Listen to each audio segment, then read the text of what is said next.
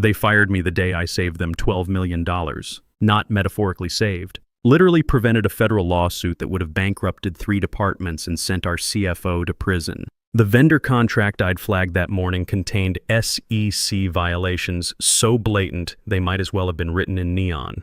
But Kyle Brennan didn't want to hear about problems. He wanted signatures and speed, so naturally he fired the guy who actually read the contracts. But I'm getting ahead of myself. Back then they called me the contract architect. Some said it with respect. Others rolled their eyes like I was the hall monitor of legal. Always there, always unnoticed, always somehow holding the place together. My official title was Senior Contracts Manager. 16 years deep at TechFlow Solutions, 13 years away from retirement, with 2 kids in college and a mortgage that required both my salary and my sanity. I didn't make noise. I made airtight agreements. I didn't play foosball in the break room or network during innovation retreats. I lived in the fine print. While other people flirted with disaster, I was threading liability needles like my kids' college tuition depended on it. Which it did. Give me a red pen, a 30-page draft from sales, and a cup of burnt office coffee, and I was happier than a retriever with a tennis ball. I loved it. Really loved it. And yeah, if you've made it this far and you're one of the 90% of folks who listen to stories like this while checking emails or making dinner, go ahead and hit that subscribe button. Not for me, I've got my legal situation sorted. But the team behind this, they read every click like oxygen. Helps keep the stories coming. Anyway, at work, I was the gray suit in a room full of startup hoodies. Never flashy, never messy, just there. Dependable. I kept things legal, compliant, and quiet. 2 things nobody in our office appreciated until everything started burning. Kyle sure didn't appreciate it. Kyle Brennan, the new COO. 34 years old with a Stanford MBA and the kind of startup swagger that made experienced employees invisible. He didn't just dislike legacy staff. He saw us as obstacles to innovation. Within his first week, he'd started bypassing legal review on time-sensitive deals and creating fast-track approval processes that somehow never included the contracts department. I was legacy. That made me a threat. Not in the sword-fighting sense, but in the I know what you're doing and why it'll explode kind of way. Kyle didn't want guardrails. He wanted yes men. He wanted to sign things fast, flip partnerships like pancakes, and get quoted in TechCrunch before the 4th quarter. Me, I wanted to read the vendor clause that waived our rights to sue in case of IP theft. Call me old-fashioned. Before Kyle showed up, life was weirdly peaceful. I'd start my day with burnt coffee and a spreadsheet of open contracts. I liked the solitude of it, how every clause was a puzzle. Every deal was a minefield I could diffuse with the right indemnity language. I spent years building a system where even if everyone around me lost their minds, the contracts wouldn't. I was the seatbelt in a car full of speed freaks. They didn't like that I pulled the emergency brake sometimes, but they were still alive because of it. People forget that in companies like ours, the person who writes the rules quietly becomes the most dangerous person in the building. They just don't realize it until it's too late. He blew in with a Stanford MBA and the kind of confidence that makes board members nod along while experienced employees become invisible. First day, he parked in the CEO's spot and announced to the entire office that we needed to move at startup velocity. Translation: cut the legal review, skip the risk assessment, and pray nothing explodes. He was charming in that fast-talking, spin you around and sign your house away kind of way. Had that fake, humble charisma that made interns swoon and board members nod. The kind of guy who ended every sentence with "makes sense," like your understanding was part of his genius. He didn't just disregard legacy staff. He treated us like expired milk. The second he found out I'd been there over a decade, he smiled like I'd just confessed to still using dial-up. "I like fresh eyes," he said once, teeth gleaming. "People who think differently." Which of course meant people who don't remember how we got sued in 2017 for this exact stunt. Within weeks, he'd started muscling through contracts like they were Tinder swipes. Sales loved him. Product worshipped him. And legal was being left out of calls, pushed out of deal memos, and sent final drafts 2 minutes before signatures. It was like watching someone build a skyscraper without checking the foundation, using fireworks instead of concrete. I wasn't panicking yet. 16 years had taught me that companies go through phases. Bad managers come and go. Good contracts outlast them all. I kept doing my job, reading every line, flagging every risk, sending my careful memos up the chain. But Kyle wasn't just ignoring the warnings. He was actively bypassing the system, removing people from email threads, creating fast-track approval processes that somehow never included me, setting up side conversations with vendors before contracts even hit my desk. The guy was allergic to process, and in the contracts world, process isn't bureaucracy. It's survival. That's when I knew this wasn't going to end with Kyle learning his lesson or the board reining him in. This was going to end with someone getting hurt. The question was whether it would be me, the company, or both. Turns out I'd spent years building the perfect trap. I just didn't know Kyle would be stupid enough to step in it. Then came the breach point.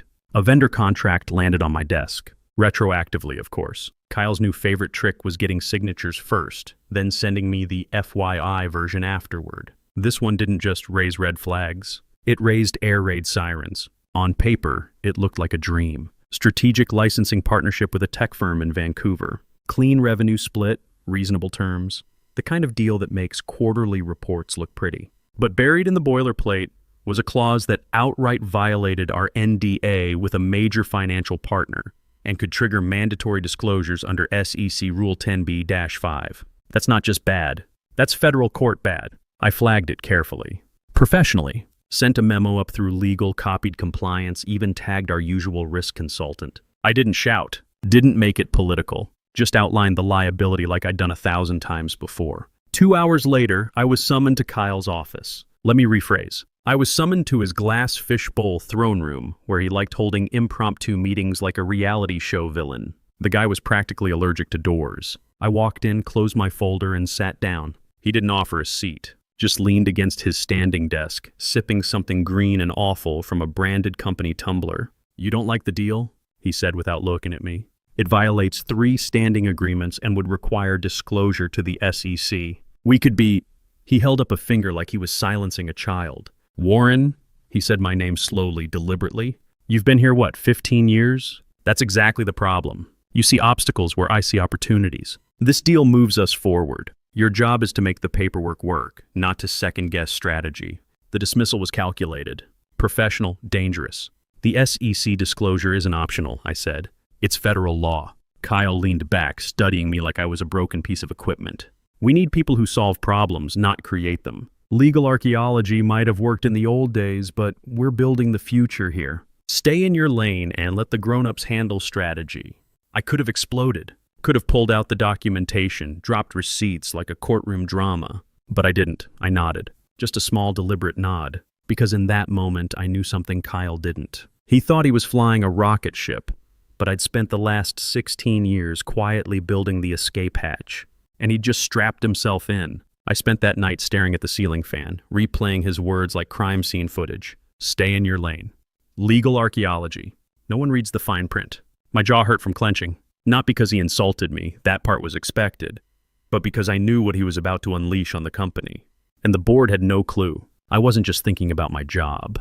I was thinking about the multi-million-dollar lawsuits that were going to rip through this place like a chainsaw in a bouncy house. My mortgage, my kids' tuition bills. 13 years until retirement, and this guy was about to torch the whole operation. So I followed protocol, because I am protocol. First, I drafted a compliance summary outlining the violations in that vendor contract, cited every clause, every SEC disclosure risk, cross-referenced it with prior precedent. No emotion, no opinions, just pure risk analysis. Then I escalated it, copying legal, compliance, even our internal risk management officer. Quietly, I didn't go full sirens blaring. I let the facts speak, and then I waited.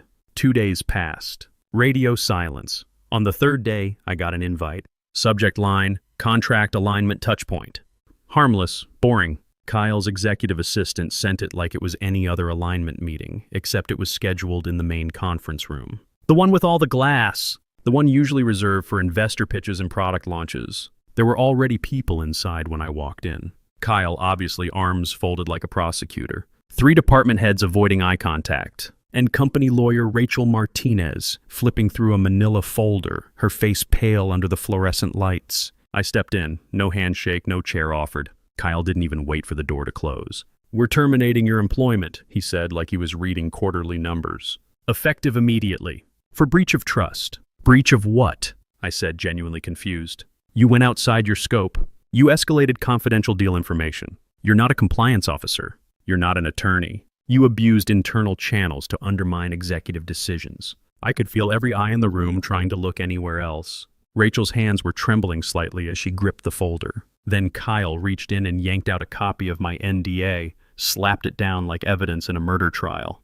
This agreement includes confidentiality and non-disparagement provisions. Any discussion of internal matters outside approved channels constitutes a violation with personal financial liability. His smile was cold, calculated. He thought he'd just ended my career and my financial future in the same breath. That's when I saw it. Not the NDA Kyle had, mine. The one I'd written years ago, back when our then general counsel asked me to revise our standard contract for legal staff and senior contract managers. We were dealing with sensitive regulatory issues, and he wanted anyone raising red flags to be shielded.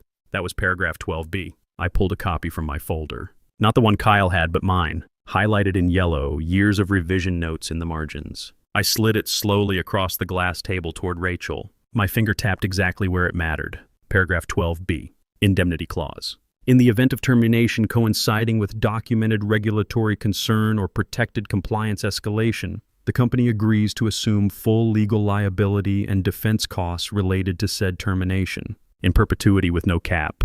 Rachel froze. You could see the exact moment it clicked.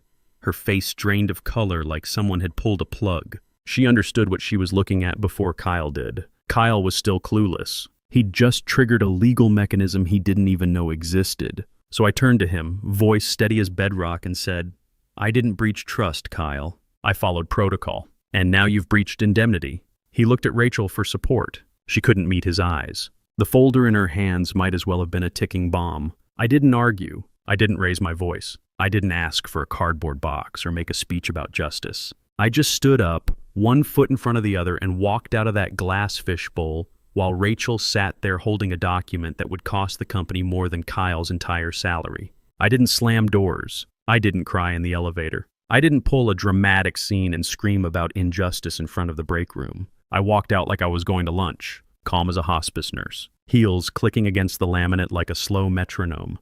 There's a power in silence that loud men never understand. Security didn't even escort me. That was their first mistake. Back at my desk, I slid my chair in, unplugged my mouse, and opened my laptop. My device. Company issued, but personally assigned and legally accessible under my termination clause. I synced my Outlook to local storage, pulled every flagged memo I'd ever sent regarding contract violations, SEC risks, internal NDA breaches, and questionable revenue smoothing language buried in third-party agreements.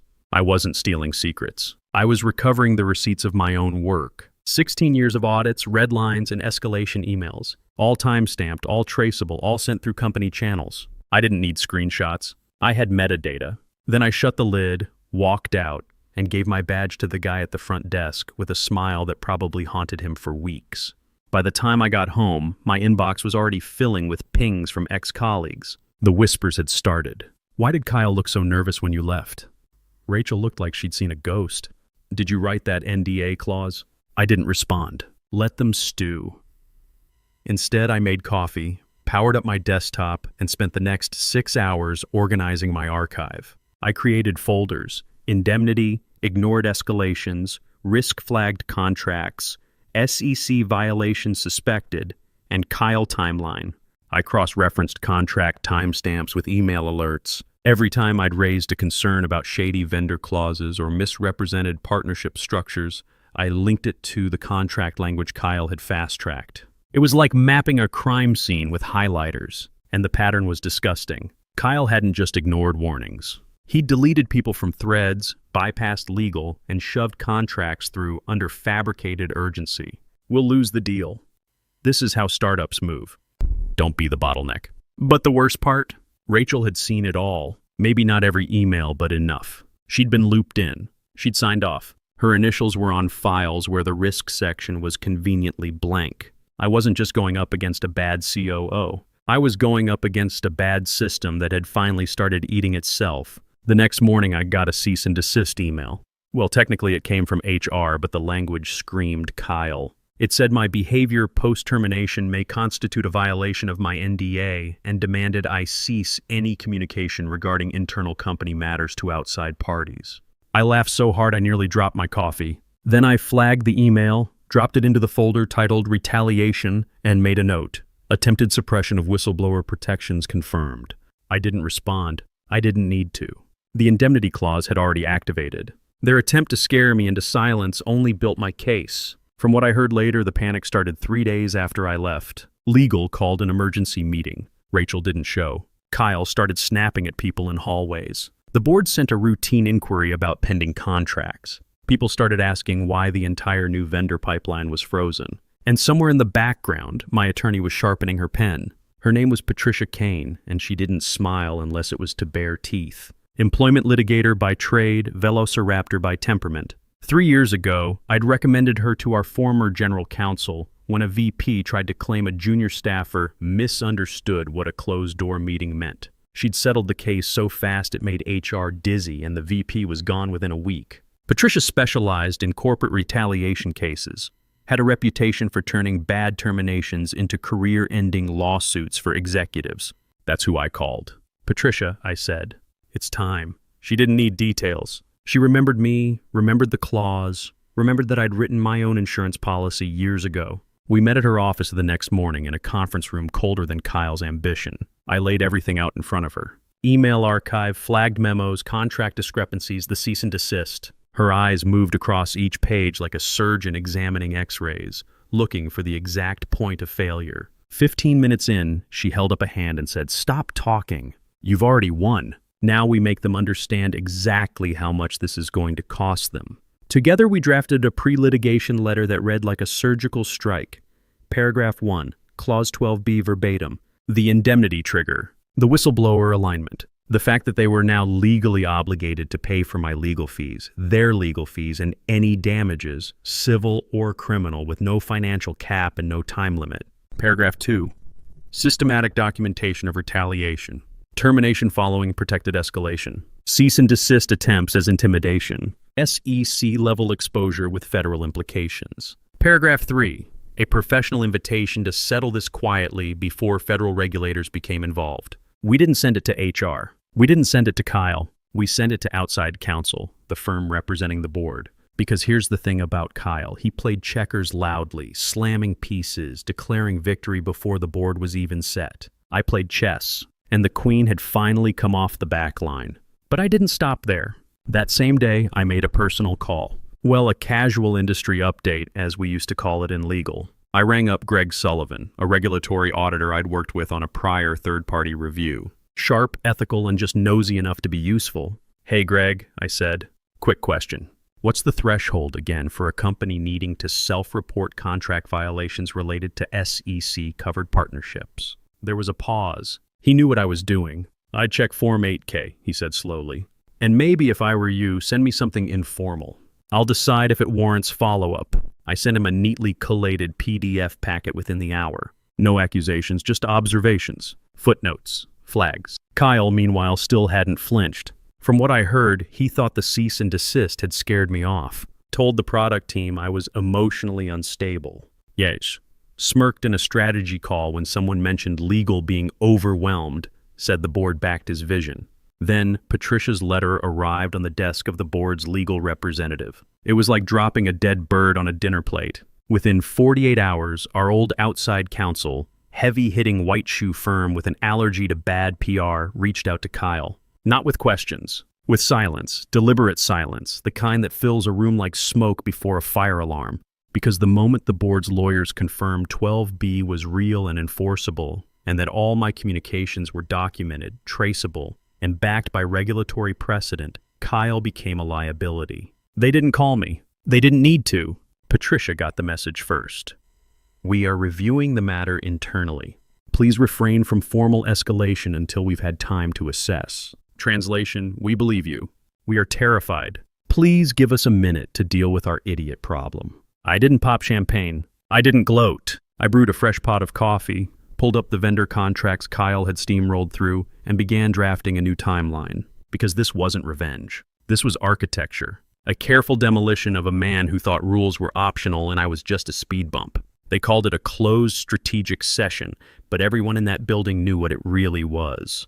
A panic meeting. No agenda, no minutes, no catered lunch, which for our board was like holding mass without wine. Just 7 silent directors, outside counsel dialing in with grim voices, and a stack of paper 2 inches thick labeled Risk Profile Immediate Exposure. Kyle wasn't invited. That alone set off alarm bells across the company. He found out when his badge wouldn't open the 17th floor elevator, stormed down to legal like a child locked out of his own birthday party, demanding answers. No one gave him any. Rachel had retreated into convenient vacation. HR was suddenly unavailable. Even his executive assistant called in sick. Upstairs, the storm was forming quietly. The board's outside counsel began her presentation with a deep breath and no pleasantries. We've received a pre-litigation notification from Warren Pierce. The central issue is Clause 12B of his employment agreement. Board members flipped to the highlighted section. Most had never read past the standard boilerplate, but 12B wasn't standard anything. In the event of involuntary termination following a documented compliance-related escalation, she read aloud, the company shall indemnify the employee for all legal expenses incurred in defense and counteraction, inclusive of damages, with no financial cap, time limit, or exemption of liability. She let that sink in. This clause was drafted internally by Pierce himself at the request of our former general counsel. It was reviewed by prior outside counsel and incorporated into 5 NDAS for staff considered mission-critical to compliance infrastructure. The CFO cleared his throat. What's our exposure here? Unlimited, came the reply. Financially, reputationally, legally. Pierce has 16 years of documentation. His termination occurred immediately after a protected compliance escalation. The executive responsible had full access to both Pierce's NDA and his escalation memos. There's no plausible deniability. What about settlement? The chairman asked. We tried. Pierce ignored our offer completely. He's filed preliminary complaints with both the SEC and state regulators. His employment attorney has a reputation for taking these cases to federal court. The room went silent. In corporate boardrooms, silence means one thing. Someone's head is about to roll. One director finally spoke. What's Brennan's status? Suspended pending review, counsel replied. But given the liability exposure and regulatory interest, we need to consider immediate termination for cause. Down in his office, Kyle was pacing like a tiger in a glass cage, still thinking this was about ego, about politics, about a disgruntled staffer too scared to fight. He didn't know they'd just reviewed a clause he'd signed off on, thinking it was standard NDA boilerplate. Didn't know the indemnity meant I could sue them into bankruptcy on their own dime. Didn't know the board now saw him less like a visionary and more like an active volcano. No one yelled, no one cried. But in that quiet, carpeted room with its leather chairs and filtered water, something changed. They realized they hadn't just fired a contracts manager. They'd lit a fuse, and now they were hearing the first hiss of flame. It came in a cream envelope delivered by courier, like a wedding invitation from someone who hopes you forgot they stole your dog. A letter offering me a generous consulting severance package, 3 months of pay, a signed NDA, and a promise to explore future collaboration opportunities if I'd just agree to move on quietly. They even had the nerve to call it a gift. Patricia read it over, chuckled once, and slid it back across the table like it was covered in bed bugs. They still don't get it, she said. This isn't a negotiation. It's a funeral. They just haven't picked the casket yet. I declined. No drama, no counter, no angry reply. I simply ignored it. Instead, I compiled one final document, the memo. I took my original termination notice, highlighted the timeline of events, attached the flagged contract, my escalation emails, the cease and desist, and the 12B clause. Then I added a cover sheet, submitted in good faith under federal and state compliance protections. For review.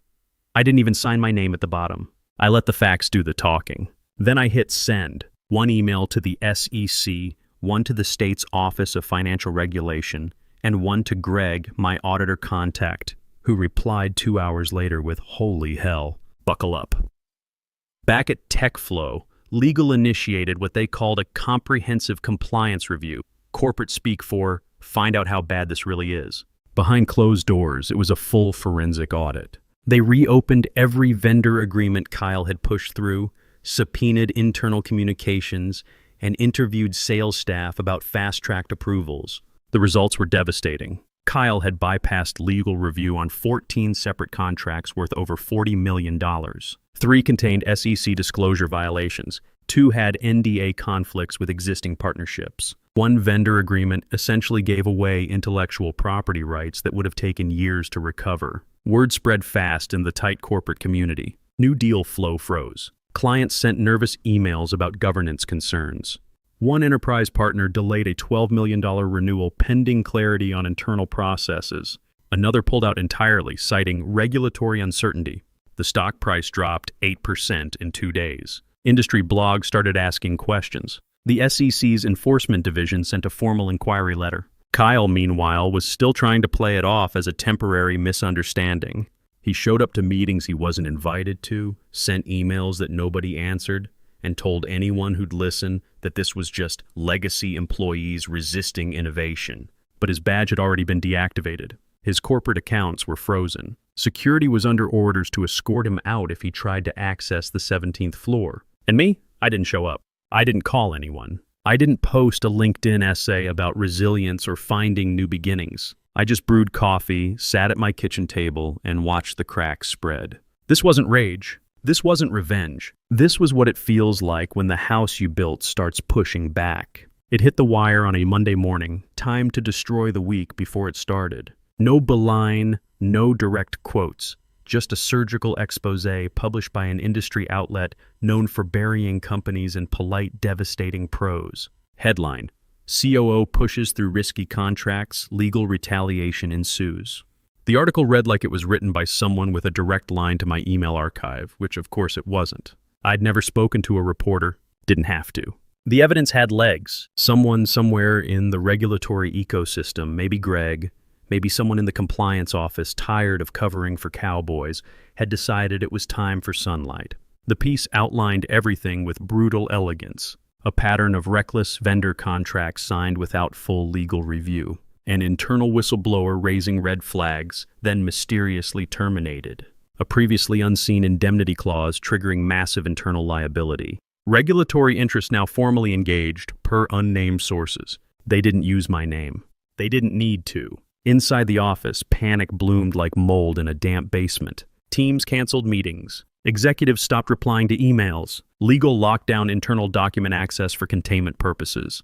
Sales went full mute. And then the domino fell. A respected compliance watchdog, one of those slow-moving, methodical groups whose opinion carries the weight of a Supreme Court ruling in the corporate world, issued a rare public bulletin. A dry, heavily footnoted case study titled Retaliation, Red Flags, and the Cost of Ignoring Internal Compliance. Page 2.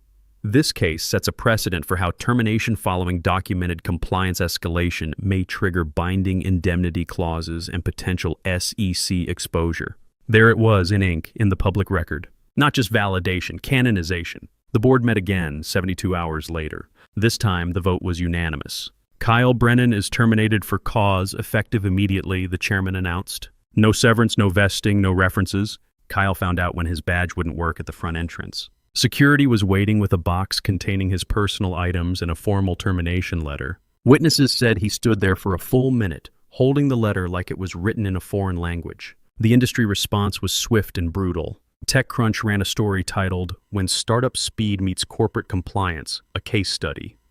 The Harvard Business Review published an analysis of the hidden costs of bypassing legal review. Employment law blogs cited the case as precedent for indemnity clause enforcement. A respected compliance watchdog issued a bulletin. This case demonstrates how termination following documented compliance escalation may trigger binding indemnity clauses and potential SEC exposure. Companies should review employment agreements for similar provisions and ensure executives understand the financial implications of retaliating against internal whistleblowers. My name wasn't mentioned in any of the coverage. It didn't need to be. 3 months later, TechFlow settled with me for an undisclosed amount. The settlement included full legal fee reimbursement, a statement clearing my professional reputation, and a recommendation letter signed by the entire board. Kyle, meanwhile, was quietly blacklisted from every major tech firm on the West Coast. I didn't celebrate. I didn't gloat. I just updated my LinkedIn profile and started fielding calls from headhunters who'd heard about the contract architect who'd built the perfect legal trap. 16 years of reading fine print had taught me something Kyle never learned. In corporate America, the house always wins, especially when you built it yourself.